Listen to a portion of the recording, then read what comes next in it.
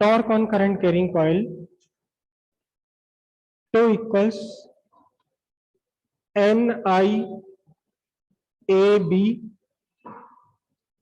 Sign alpha. पहले हमने beta लिखा था, वैसे अल्फा लिख देते हैं। NIAB sine alpha. और अल्फा क्या था यहाँ?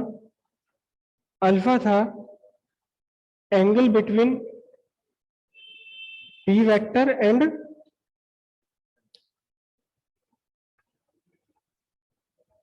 IA vector. मतलब क्या? एंगल बिटवीन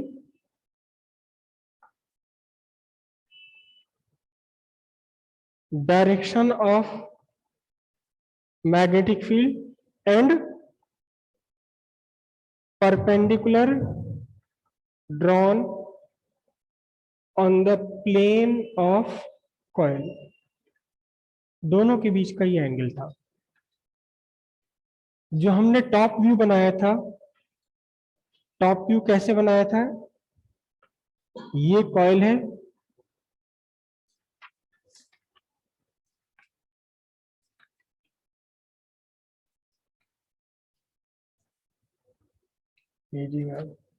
ये कॉइल जो टॉप व्यू हम बना रहे थे, ये साइड कौन सी थी? QR। और direction of magnetic field, this is the direction of magnetic field.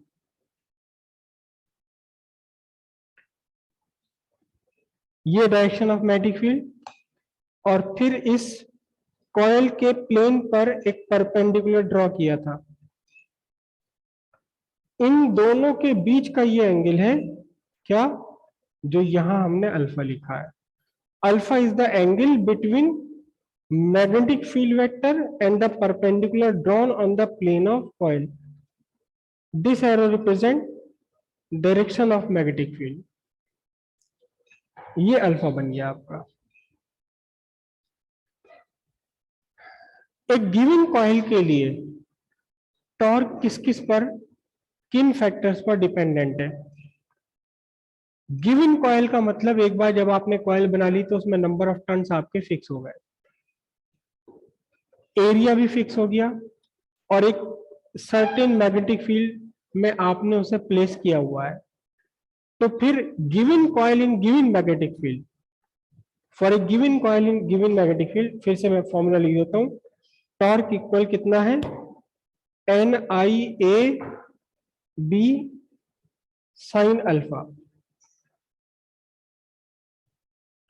For a given coil in given magnetic field. Magnetic field strength आपकी ने फिक्स कर दी।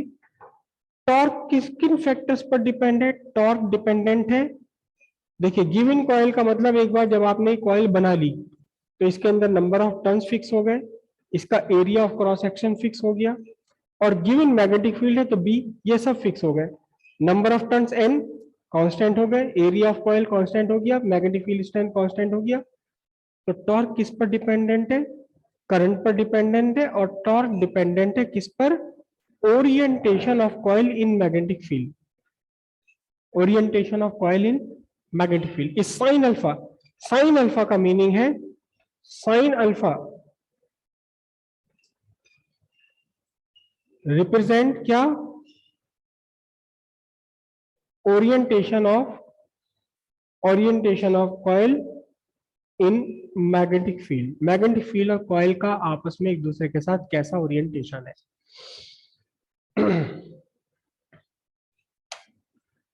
किसी भी मेजरिंग इंस्ट्रूमेंट को जब बनाया जाता है तब हम किसी मटेरियल की कोई सर्टेन प्रॉपर्टी यूज करते हैं। किसी मटेरियल की कोई सर्टेन प्रॉपर्टी हम यूज करते हैं जब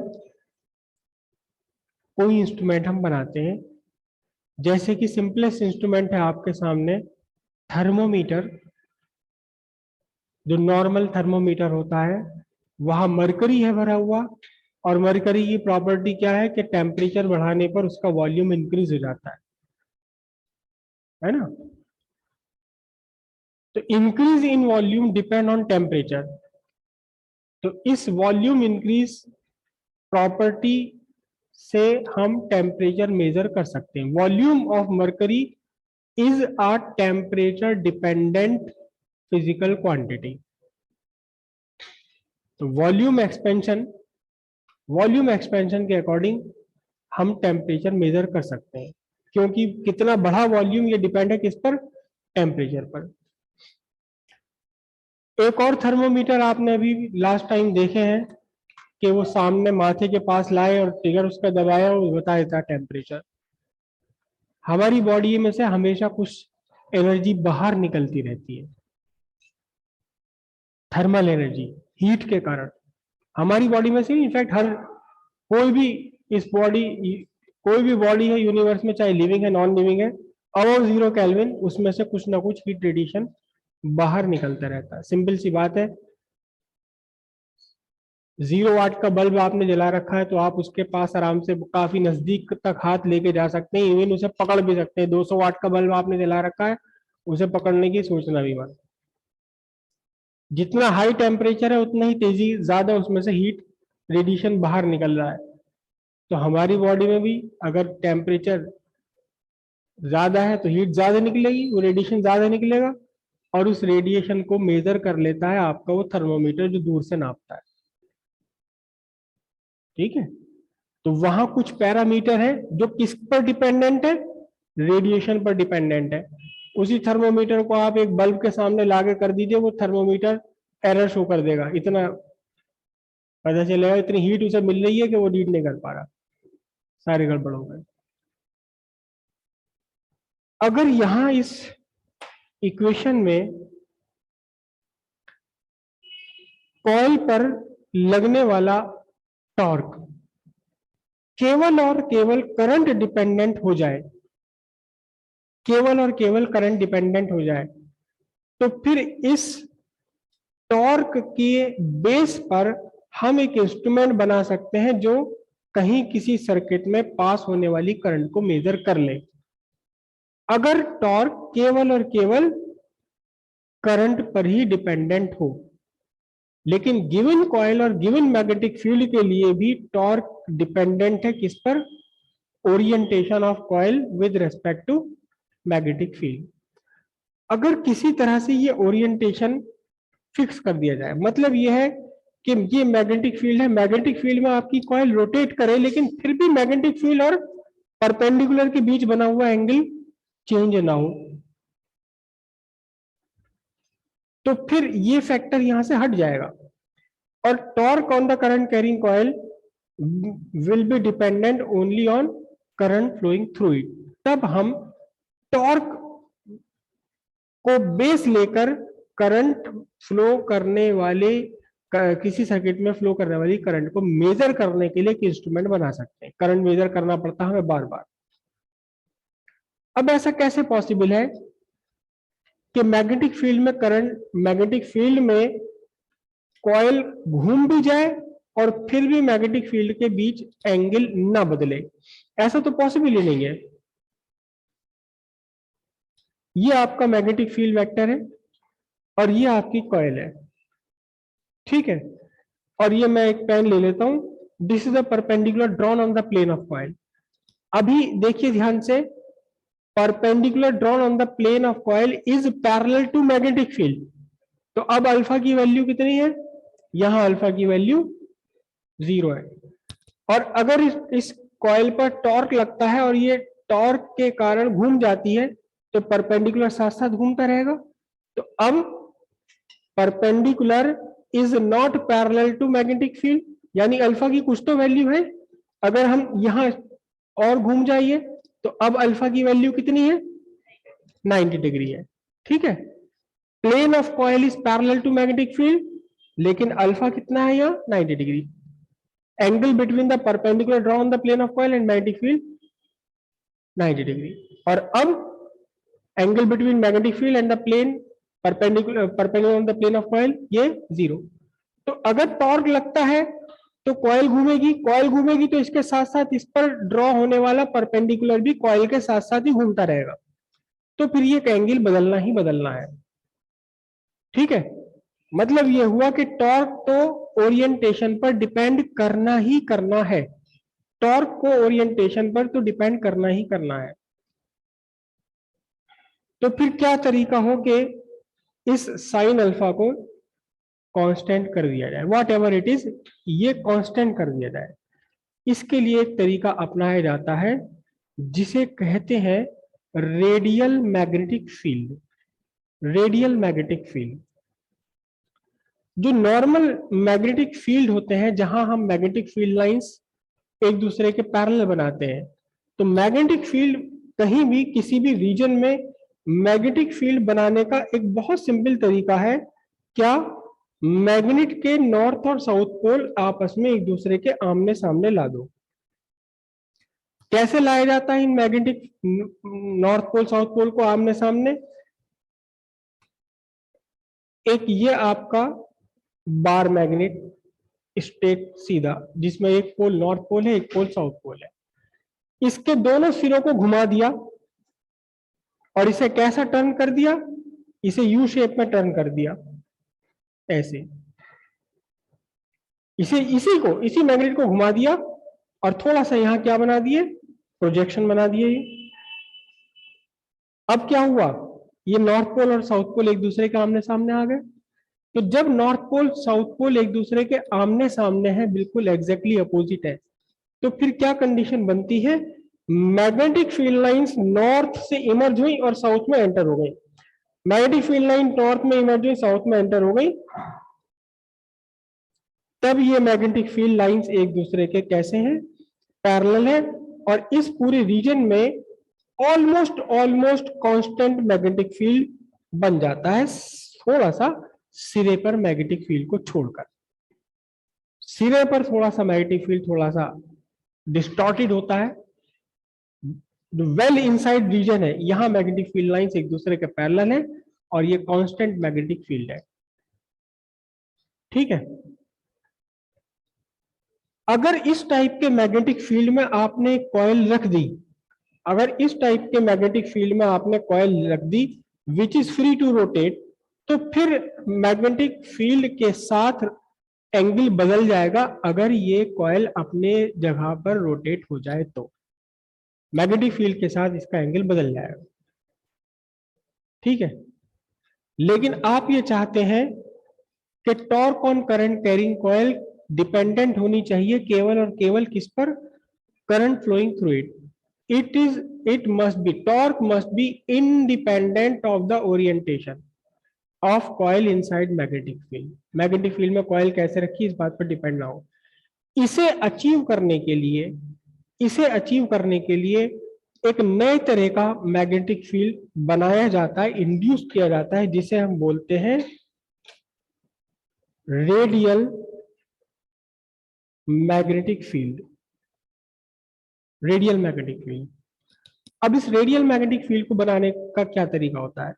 ये नॉर्थ पोल और साउथ पोल एक दूसरे के सामने है और बिल्कुल फ्लैट है, लेकिन रेडियल मैग्नेटिक फील्ड बनाने के लिए इन नॉर्थ पोल साउथ पोल को कार्व कर दिया जाता है, गड्ढा कर दिया जाता है इसके अंदर। ये नॉर्थ पोल साउथ पोल के अंदर गड्ढा कर दिया और इनको काफी एक दूसरे के पास ला जाते हैं, एक दूसरे के काफी पास ले आते हैं इन दोनों को। पहले मैं बनाऊंगा एक छोटा सा सर्किल और फिर उसके बाद ड्रॉ करूंगा नॉर्थ पोल साउथ पोल।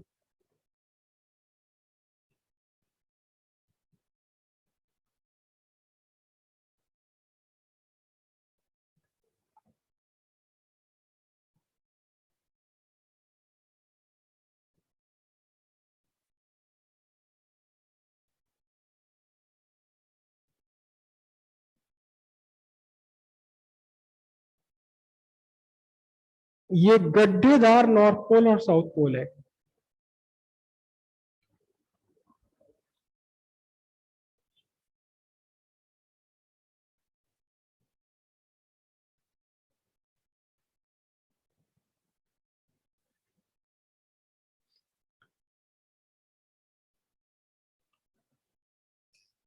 ये नॉर्थ पोल मैग्नेट का, ये साउथ पोल।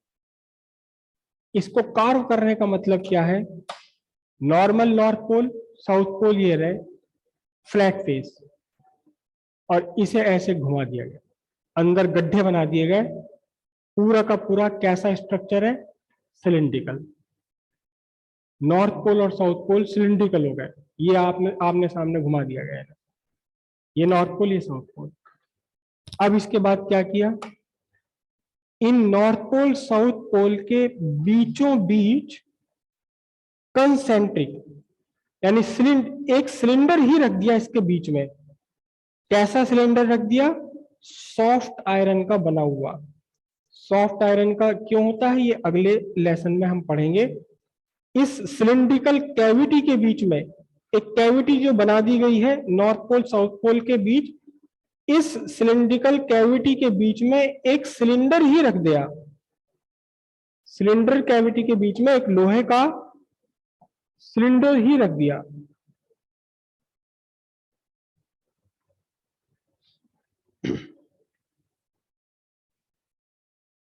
कैसे रखा है cylinder,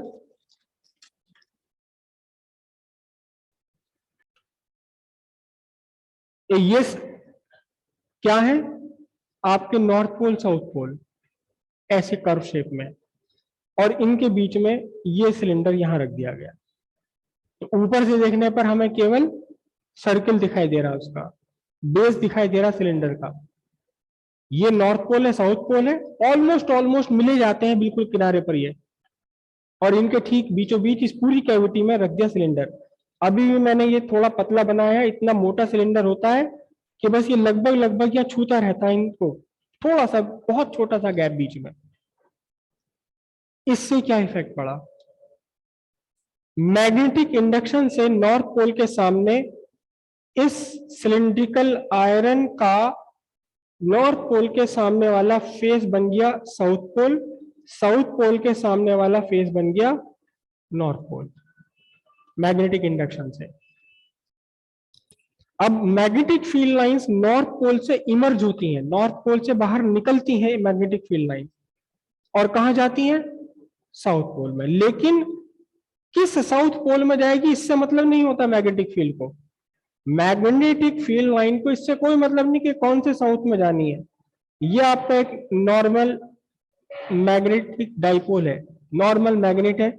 magnetic field line north pole से निकली, घूमी, साउथ पोल में एंटर करी, और मैग्नेट के अंदर साउथ पोल से नॉर्थ पोल तक चलकर वापस आ गई, क्लोज कर्व बना करके वापस आ गई। Magnetic field lines north pole से बाहर निकलती, साउथ पोल में एंटर कर जाती। लेकिन किस नॉर्थ से निकलने वाली किस साउथ में एंटर करेंगी, जो भी नियरेस्ट साउथ इनको मिल जाएगा। आपने एक मैग्नेट यहां लाकर रख दिया, ये साउथ पोल नॉर्थ पोल। अब नॉर्थ पोल से निकलने वाली मैग्नेटिक फील्ड लाइंस को यहां पहुंचने में काफी लंबा पड़ेगा। सामने में दिखाई दे रहा है कि साउथ पोल हैगा, बस इसी में एंटर कर जाओ। तो आगे क्या होगा, साउथ पोल में एंटर करने वाली मैग्नेटिक फील्ड लाइंस साउथ से नॉर्थ में जाएंगी मैग्नेटिक के अंदर, और फिर ये वाली मैग्नेटिक फील्ड लाइन घूम करके यहां इस साउथ में आनी है, और ये आपका मैग्नेटिक फील्ड लाइन का कर्व रास्ता पूरा का पूरा हो गया। नॉर्थ पोल से मैग्नेटिक फील्ड लाइंस को निकलना, साउथ पोल में एंटर करना है। कौन से साउथ पोल में एंटर करना है, जो भी इसको नियरेस्ट दिखाई दे रहा होगा। तो इस बिहेवियर के चलते नॉर्थ पोल से निकलने वाली मैग्नेटिक फील्ड लाइन सीधे साउथ पोल में एंटर कर गई, जो इसके सामने नियरेस्ट पड़ रहा है। ये पूरा का पूरा हाफ साउथ पोल बना हुआ है, और दूसरा वाला हाफ पूरा बना हुआ है नॉर्थ। अब ये साउथ पोल से निकलने वाली साउथ पोल में एंटर करने वाली मैग्नेटिक फील्ड लाइन अंदर ही अंदर चलकर नॉर्थ पोल, और फिर इस नॉर्थ पोल से निकलने के बाद सामने मिल गया साउथ पोल, साउथ पोल में एंटर कर गई है। लेकिन अब क्या होगा, अब यहां से ये जो साउथ पोल है, सिंपल सी बात है, यहां नॉर्थ से वो सिलेंडर में, सिलेंडर से साउथ में, और साउथ से घूम के इस पूरे यू शेप का ही ये मैग्नेट होता है। निकल करके कहां गई, फिर वापस वही की वही हो गई पूरी। तो ये पीछे का पार्ट हम बना नहीं रहे डायग्राम में, ठीक है। एक मैग्नेटिक फील्ड लाइन, दूसरी मैग्नेटिक फील्ड लाइन यहां नॉर्थ पोल से निकली और सामने दिखाई दे रहा था साउथ पोल, सीधी साउथ पोल में चली गई। फिर यही मैग्नेटिक फील्ड लाइन इस सॉफ्ट आयरन सिलेंडर के अंदर से होते हुए साउथ पोल में, यहां से नॉर्थ पोल से निकली मैग्नेटिक फील्ड लाइन, सीधे साउथ पोल में जाना है इसे, और फिर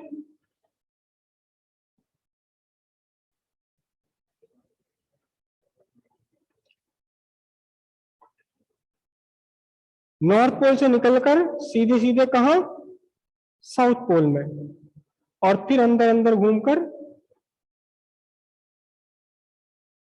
ऐसे ही पूरा स्ट्रक्चर बनेगा कहां,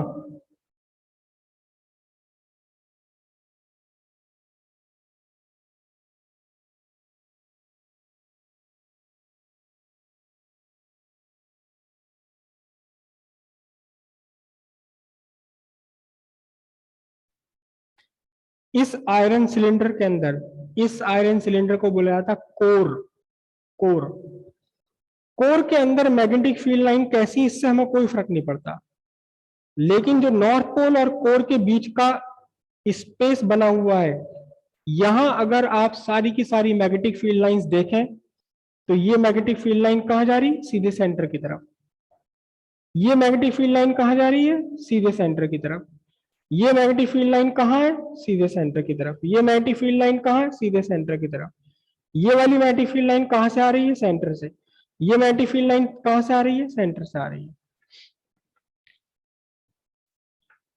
तो फिर जो आपका ये एरिया बना है, कौन सा एरिया, जो आपका एरिया बना है,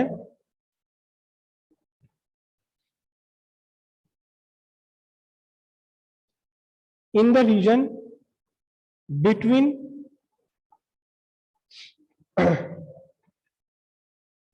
poles of magnet and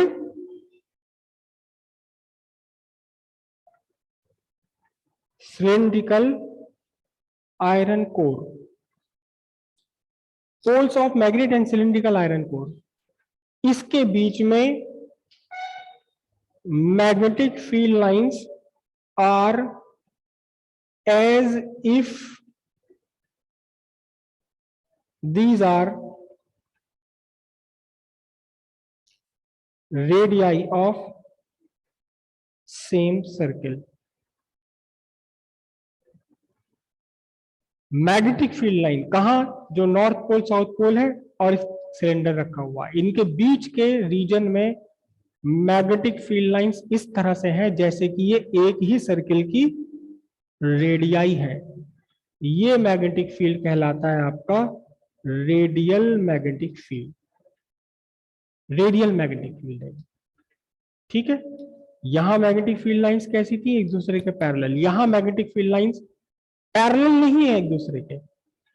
अगर इनको आप पीछे एक्सटेंड करें तो कहां मिल जाएंगी, सेंटर पर मिल जाएगी। हालांकि पॉसिबल नहीं है मिलना, क्योंकि सिलिंड्रिकल कोर के अंदर इनका जो फैलाव है, distribution inside the cylindrical core, वो डिफरेंट है। लेकिन हमें इससे कोई मतलब नहीं, हमें मतलब है कहां से, इस रीजन से जो नॉर्थ पोल साउथ पोल और सिलिंड्रिकल कोर के बीच में आ गया। ये रेडियल मैग्नेटिक फील्ड हो गया। क्यों हो गया, because the magnetic field lines are as if these lines are radii of same circle. एक ही सर्किल की रेडियाई की तरह से ये स्प्रेड हो गई हैं, that's why it is called radial magnetic field. अब इससे क्या फायदा हुआ, इससे क्या फायदा हुआ कि क्यों ये रेडियल मैग्नेटिक फील्ड इस साइन अल्फा को कांस्टेंट कर देगा। ठीक है, दो पोजीशन बना रहा हूं मैं कॉइल की। ये कहां रखा जाता है, ये आपकी कॉइल है, नॉर्थ पोल साउथ पोल, उसके बीच में आपने कॉइल रखी हुई है, इतना स्पेस छोड़ करके कॉइल घूम जाए, और यहां इस कॉइल के अंदर इसे रख दिया गया। कहां रखा हुआ है, कॉइल के। इनफैक्ट कॉइल के इस सिलिंड्रिकल आयरन कोर के ऊपर एक फ्रेम लगा के तब कॉइल बनाई जाती है। ये सिलिंड्रिकल आयरन कोर, इसके ऊपर एक फ्रेम लगा है एल्युमिनियम का, और फिर उसके ऊपर तार लपेट के कॉइल बना दी। ठीक है। तो जब आप यहां देख रहे हैं ये सिलिंड्रिकल आयरन कोर है, समझो मेरी मुट्ठी आपका सिलिंड्रिकल आयरन कोर है, तो आपको कॉइल का केवल एक आर एस साइड दिखाई दे रही है और इसके नीचे क्या दिखाई दे रहा है, सिलिंड्रिकल कोर का बेस। ठीक है।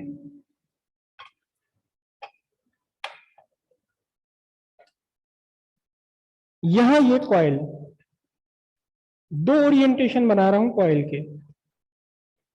एक ओरिएंटेशन ये रहा, ये आपकी कॉइल, इस कॉइल पर परपेंडिकुलर ड्रॉ किया आपने, this is the perpendicular drawn on the plane of coil.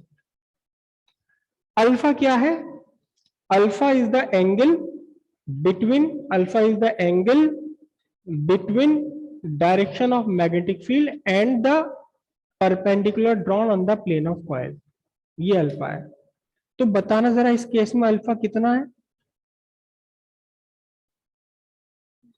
इस केस में अल्फा की वैल्यू कितनी है,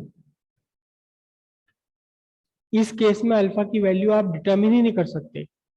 क्यों, अगर आप इस वाली मैग्नेटिक फील्ड लाइन को देखें, ये यहां जो मैग्नेटिक फील्ड लाइन है, मैग्नेटिक फील्ड लाइन और perpendicular draw on the plane of coil के बीच में कितना एंगल है, 90 degree.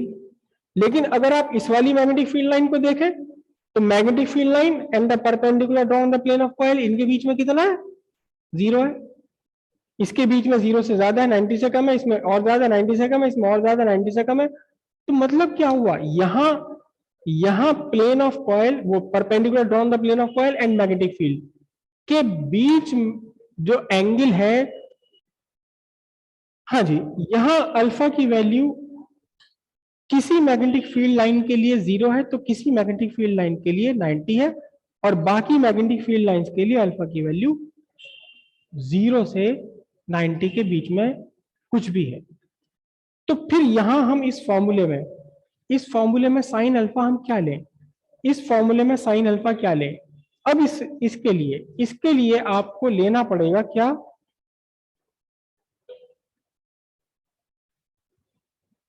For radial magnetic field torque आपको लेना पड़ेगा NIAB साइन अल्फा की एवरेज वैल्यू लेनी पड़ेगी, कहां से कहां तक बताओ, 0 से लेकर के 90 तक, वॉट एवर इट इज।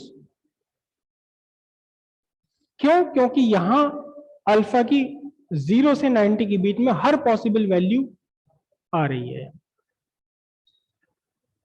तो यहां टॉर्क के फॉर्मूले में आपको साइन अल्फा की एक एवरेज वैल्यू लेनी पड़ेगी 0 से 90 डिग्री के बीच में। ये एवरेज कैसे निकाला जाता है, मैथमेटिक्स की बात है, फिलहाल हम उसको उस चक्कर में ही नहीं पड़ रहे हैं। अब क्या हुआ कि आपने करंट पास करी, कॉइल पर टॉर्क लगा और कॉइल घूम गई, अपनी इस पोजीशन से कॉइल घूम गई, एक नई पोजीशन में कॉइल आ गई। इस कॉइल की नई पोजीशन ये बना रहा हूं, ये नई आ गई, नई पोजीशन आ गई कॉइल की। तो कॉइल की नई पोजीशन में इस पर ड्रॉन परपेंडिकुलर भी इसके साथ साथ घूम गया। अब क्या लें अल्फा की वैल्यू, फिर से वही कंडीशन बन रही है, कोई मैग्नेटिक फील्ड लाइन तो ऐसा है जिसके साथ perpendicular on the plane 0 degree पर है, और कोई मैग्नेटिक फील्ड लाइन, ये वाली मैग्नेटिक फील्ड लाइन देखो आप, यहां कोई मैग्नेटिक फील्ड लाइन होगी, इस मैग्नेटिक फील्ड लाइन के साथ में perpendicular draw on the plane of coil क्या है, 90 डिग्री है। तो आपका जो कॉइल का ओरिएंटेशन है, चाहे यहां है कॉइल या घूमकर कॉइल यहां आ गई, दोनों ही केस में आपको यहां साइन अल्फा की वैल्यू, एक एवरेज वैल्यू लेनी पड़ेगी 0 से 90 के बीच में। और वो जो एवरेज वैल्यू है वो क्या है, कांस्टेंट हो गई। ओरिएंटेशन मैग्नेटिक फील्ड में कॉइल का ओरिएंटेशन कुछ भी रहे, मैग्नेटिक फील्ड में कॉइल का ओरिएंटेशन कुछ भी रहे, आपको यहां साइन अल्फा की एवरेज वैल्यू ही लेनी पड़ेगी 0 से 90 डिग्री तक। सारी किताबों में इंक्लूडिंग एनसीईआरटी इसकी एवरेज वैल्यू को लिख दिया गया है 1। मुझे आज तक समझ नहीं आया कि ये 1 कैसे लिखा हुआ किताबों में,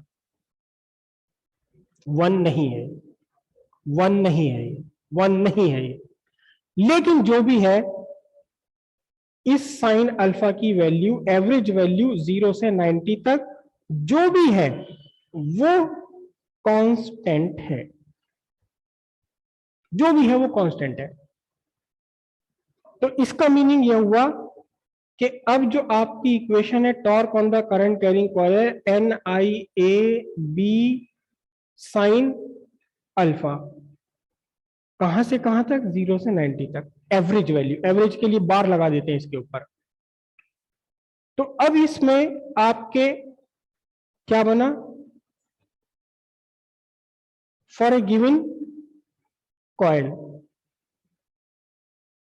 for a given coil N आपके क्या हो गए, कांस्टेंट, क्योंकि क्या है ये नंबर ऑफ टर्न्स। ए ये भी क्या हो गया कांस्टेंट, क्या है ये एरिया ऑफ क्रॉस सेक्शन, एक बार आपने कॉइल बना ली area of cross section fix हो गया। बी आपका कांस्टेंट है और साइन अल्फा की वैल्यू 0 से लेकर के 90 तक ये भी क्या है कांस्टेंट है। किसके लिए कांस्टेंट है ये, for radial magnetic field, radial magnetic field के लिए भी कांस्टेंट हो गई। तो अब इस इक्वेशन में सब कुछ कांस्टेंट हो गया, किसको छोड़कर, करंट को छोड़कर। तो अब क्या बना आपके पास, torque directly proportional to current, torque on the coil now depend only on the current flowing through it, torque on the coil in radial magnetic field depend only on the current flowing through it. अब इस torque को base बनाकर आप एक current measuring instrument बना सकते हैं। Heading डालिए radial magnetic field, a magnetic field in which magnetic field lines are spread such a way as if these lines are radii of same circle is called radial magnetic field. It is achieved by carving opposite poles of a horseshoe shaped magnet into cylindrical shaped cavity and placing a soft iron cylindrical core inside the cylindrical cavity between the poles of magnet. For a coil inside radial magnetic field, tau equals NIAB sin alpha bar from 0 to 90 degree. For any orientation of coil in radial magnetic field, sin alpha bar from 0 to 90 is constant, and hence the torque on the coil